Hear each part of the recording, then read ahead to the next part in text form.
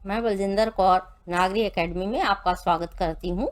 कक्षा 11 की पुस्तिका आरोह के पाठ मियां नसरुद्दीन का हम विश्लेषण हो चुका है। प्रश्न अभ्यास इस प्रकार से करेंगे। प्रश्न अभ्यास है प्रश्न नंबर 1, मियां नसरुद्दीन को नान बाइयों का मसीहा क्यों कहा गया है। तो मसीहा आप भगवान को कहते हैं तो ये पता होना चाहिए। मियां नसरुद्दीन को नान बाइयों का मसीहा माना जाता था क्योंकि वह साधारण नान बाई नहीं थे, वे खानदानी नान बाई थे। एक पीढ़ी से दूसरी पीढ़ी तक उसी कार्य को यानी करने वाले थे। अन्य नान बनाने वाले लोग केवल रोटी पकाते थे, सीख करके जैसे कहा जाता है, पर मियाँ अपने पेशे को कला की दृष्टि से देखते थे।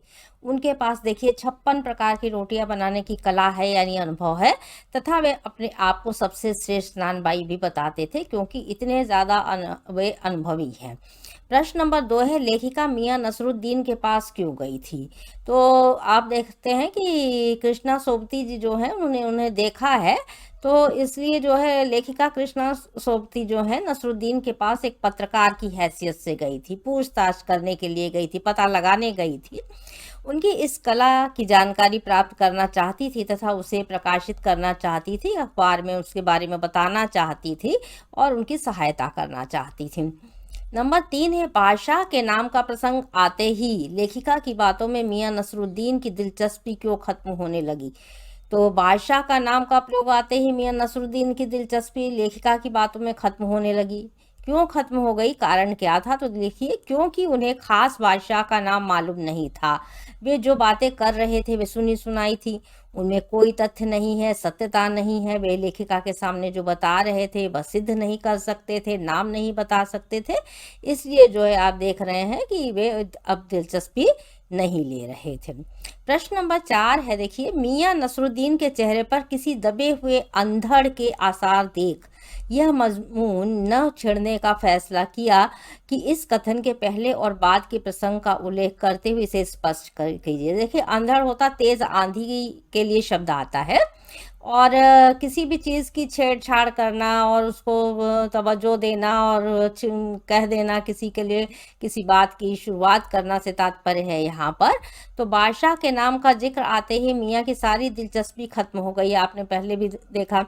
और वे भट्टी जलाने के लिए किसी को पुकारने लगे जो उनका सहयोगी था, काम करने वाला कारीगर। जब आया तो उन्होंने बताया यह मेरा कारीगर है। तभी लेखिका ने उनके बेटे बेटियों के बारे में पूछा क्योंकि वह उधर ध्यान नहीं अब दे रहे उस बात की तरफ। उनके चेहरे पर देखिए मायूसी देख उन्होंने इस विषय पर पूछना उचित नहीं समझा था। प्रश्न नंबर 5 है, पाठ में मियां नसरुद्दीन का शब्द चित्र लेखिका ने कैसे खींचा है। तो शब्द चित्र में ही यह पाठ अंकित किया गया है। देखिए इसलिए जो है मियां नसरुद्दीन लगभग देखिए 70 वर्ष के थे, हूबहू उनके बारे में जो कुछ बताया गया है वही शब्द चित्र है। और वे चारपाई पर बैठकर बीड़ी का मजा ले रहे थे। मौसम की मार से उनका चेहरा आप देख रहे हैं पका हुआ, आंखों में भोलापन है, परेशानी, पर एक मजे हुए कारीगर के जो तेवर होते हैं, जिसके अंदर हुनर होता है, वो सारी चीजें उनके चेहरे पर स्पष्ट दिखाई दे रही थी। और फिर इसके पश्चात वो मुख्य प्रश्नों के पश्चात देखिए आपके हैं पाठ के कुछ आसपास के प्रश्न भी हैं जो अक्सर पूछ लिए जाते हैं। तो अगर आपको सार याद रहता है तो आप प्रश्नों के उत्तर कोई भी पूछ लिए जाए तो उन्हें बदल करके तो आप उन्हें बता सकते हैं। कुछ प्रश्न इस प्रकार से हैं। पहला है, देखिए मियां नसरुद्दीन की कौन सी बातें आपको अच्छी लगी। कुछ कैरेक्टर, कुछ चीज़ें, कुछ गुण तो होंगे ही किसी व्यक्ति में जो अच्छी लगनी चाहिए। तो मियां नसरुद्दीन की निम्नलिखित बातें हमें अच्छी लगी, जैसे आगंतुकों का आने जाने वाले का दुकान पर वे स्वागत करते हैं, कि कोई भी नया आगंतुक मेहमान की तरह वहाँ आया खड़ा हुआ तो ऐसा नहीं कि हटा दीजिए, तो वो एक उनकी अच्छी आदत है। उनके अंदर किसी भी कला को सीखने के लिए जानकारी प्राप्त करने की कला है। कला के महत्व को जानते हैं, कला के को महत्व देते हैं तथा वे बहुत ही स्पष्टवादी हैं। तीसरा है, देखिए उन्हें अनेक प्रकार की रोटियां बनाने की कला आती है। उसी हुनर के कारण ही वे प्रसिद्ध हैं और जाने भी जाते हैं। नंबर 4 है, खानदानी पेशे को सीखना तथा पीढ़ी दर पीढ़ी आगे बढ़ाना यह विचार कला को जीवित रखने में सहयोग प्रदान करता है। यह अति आवश्यक है। अगर अपने घर की जो कला है खानदान की, उसको हम आप भूलते चले जाएंगे तो वो कला लुप्त हो जाती है, जो आज के ज़माने में जिस तरह से कई पेशों में हो रहा है। प्रश्न नंबर 2 है, देखिए तालीम की तालीम ही बड़ी चीज़ होती है। यहाँ लेखक ने तालीम शब्द का 2 बार प्रयोग क्यों किया है? क्या आप दूसरी बार आए तालीम शब्द की जगह कोई अन्य शब्द रख सकते हैं? तो आपको लिखना है। तो यहाँ लेखिका ने तालीम शब्द का 2 बार प्रयोग किया है। पहला कला के लिए किया है, दूसरा सीखने के लिए किया है। तालीम शब्द का अर्थ होता है वैसे शिक्षा से लिया जा सकता है। उर्दू भाषा के शब्दों के सुंदर प्रयोग किए गए हैं।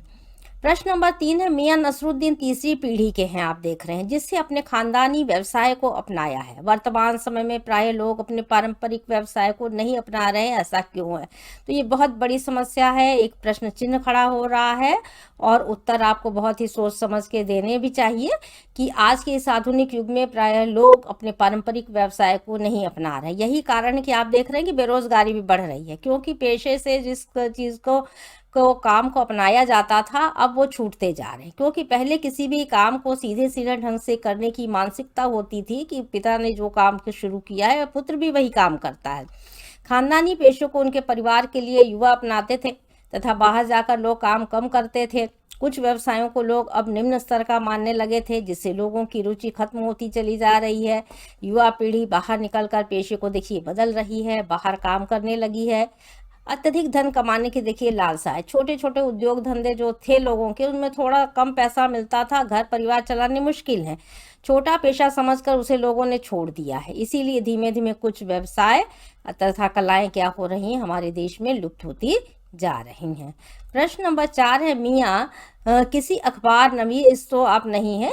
तो उन्होंने कहा यह तो खोजियों की खुराफात है। अखबार की भूमिका को देखते हुए इस पर आपको टिप्पणी करती है कि अखबार वालों की क्या भूमिका होती है। बहुत से जो आप देखेंगे कि अखबार वाले हैं, यानी कि संपादक हैं, वो उनके पास जाते हैं, इंटरव्यू लेते हैं, कुछ मसाला लगा करके उन्हें खबरें छापते, तो इसी चीज़ को स्पष्ट करने की भी कोशिश की गई है। मियां नसरुद्दीन का यह कहना कि अखबार नवीस खोजियों की खुराफात है, तो ये नवीन शब्द है, नवीस होगा, तो बिल्कुल सटीक और सही है। इस वाक्य के 2 अर्थ है, नकारात्मक और सकारात्मक, दोनों में लेने समझ लेंगे आप। उनका यह मानना था कि अखबार नवीस जो होते हैं अपना अखबार चलाने के लिए व्यर्थ की बातों को भी बहुत तूल देते हैं, बढ़ा चढ़ा कर कहते हैं। वे खोज खोज कर तरह तरह के लोगों को सामने लाते हैं, जिससे सनसनी पैदा हो, लोग अखबार खरीदें, हड़कंप पैदा हो जाए। जैसा कि आप देखते हैं कि टीवी पर दिखा दिया गया, ब्रेकिंग न्यूज़ बार बार खोल खोल करके लोग देख रहे हैं क्या हो गया, तो इस तरह की खबरें अखबार उनके जो है चल निकलते हैं। सकारात्मक अर्थ यह है कि अखबार वाले सही दिशा में कार्य करें, सूचनाएं एकत्रित करें, तो लोगों को अच्छी खबरें मिलती हैं तथा जो व्यक्ति कार्य करता है, जिसके बारे में खबर छपती है, उसकी प्रगति होती तथा कार्य का विस्तार होता है। हजारों लोग उन्हें जानने लगते हैं और सहायता उन्हें प्राप्त होती है। इस प्रकार से आप देख रहे हैं कि आपने पाठ का सार पढ़ा और लेखिका के बारे में पढ़ा, इसके साथ साथ प्रश्नों का अभ्यास किया।